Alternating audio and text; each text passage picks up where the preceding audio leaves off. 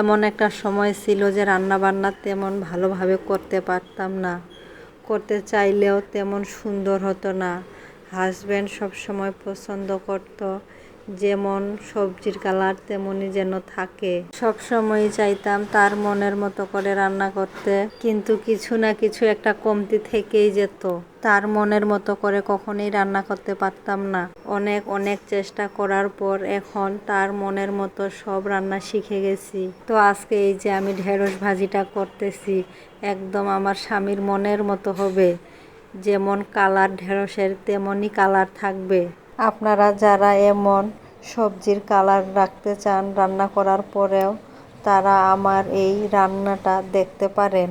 যে কোনো সবজি ভাজি করার সময় অবশ্যই মনে রাখবেন চুলার জালটা যেন হাই হিটে থাকে।